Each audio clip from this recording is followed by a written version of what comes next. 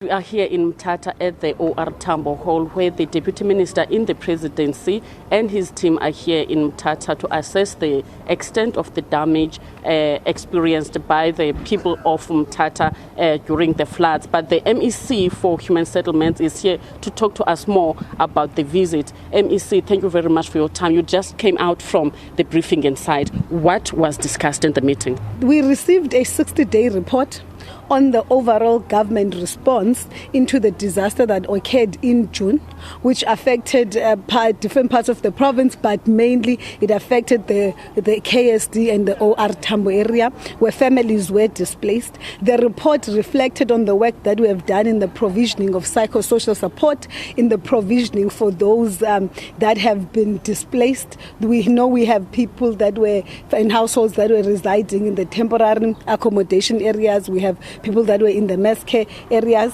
So we had to present how far we've gone in the relocation of those. The intention of the visit is to look at the progress, what are the bottlenecks that still hindering people going back to their normality, but also what interventions that can be brought on by both the national and the provincial government to ensure that we fast track the restoration of the lives of those families that have been affected. How far have you gone indeed? Okay. The provincial government has submitted the draft business plan to the national government, requesting for funding over 1 billion of that, and that is responsible for overall infrastructure, schools, clinic, bridges and roads, but also households. The provincial government has instructed government departments to reprioritize 2% of their budget so that we are able to respond to this disaster. We still are waiting on national government to approve the request that has been made.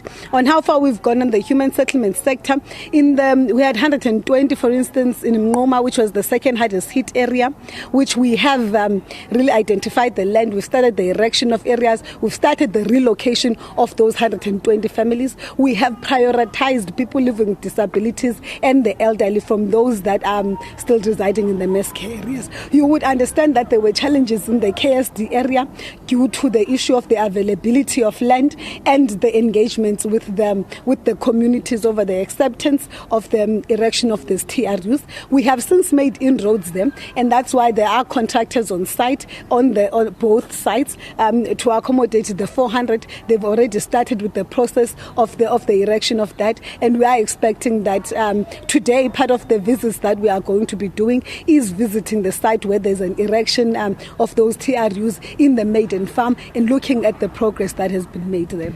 There is also 2 sites that were identified by the King of Abatembu, where they say that people, especially the flood victims, will be built houses on those sites.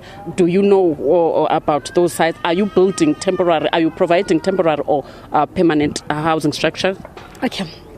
Firstly, as it relates to the site provided by King of Abatembu, and like we said earlier, our intention is to build a quicker, faster and cheaper way. We are looking for serviced sites, so our priority is to build on land that belongs to government that is already serviced. And the issue with the land that is available from private donors, it still needed EIAs, it still needed infrastructure, and that's why we were not at least quicker to accepting that, provided that there is government land that is already serviced, which is the land that we are currently utilizing.